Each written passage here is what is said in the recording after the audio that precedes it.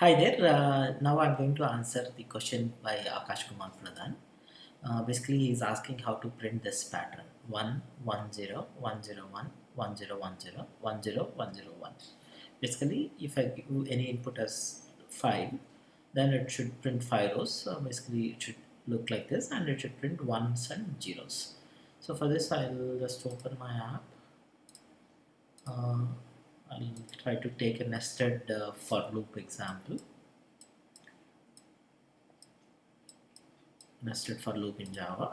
So this is the current example. Basically, it has one for loop inside another for loop. That's what we call nested for loops. Is basically here we have int outer is equal to 0, outer less than 2, outer plus plus. Basically, this is a for loop which is starting from 0 and going up to 2 with an increment of 1. And inside that, I have one more inner for loop which is going from 0 to 3 and which is incrementing by 1. Here we are printing outer and inner. So for when outer is 0, it will print 0 0 and 0 1 0 2 0 3, and then when it is 1, again 1 0 1 1 1 2 1 3 2 0 2 1 2 2 2 3. So that is how this current example is working. So what I will do is I will try to change this a little bit.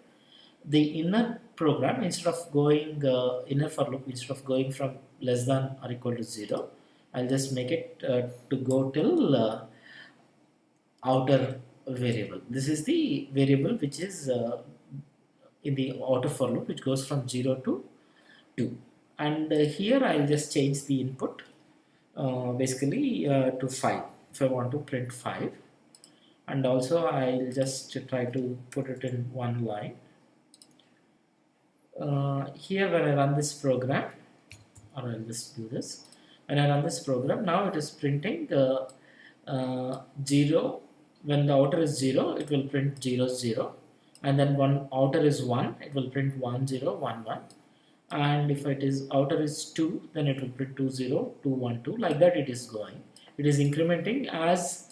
So first, when the first time it prints only once, and for second time it will print twice, and third time it will print thrice, and fourth time fourth, like that it goes. Now what I'll do is here, instead of printing inner and outer, I'll just try to print only inner, and I'll print only with a space here. So I'll run this program. So when you see the output of this, you will see the output is like this: 0 1 2 3, like that it is incrementing.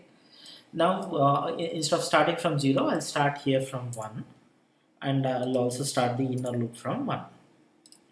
Now what will happen, the zeros will not get printed, it will just print 1 1 2 1 2 3 1 2 3 4 5, like that.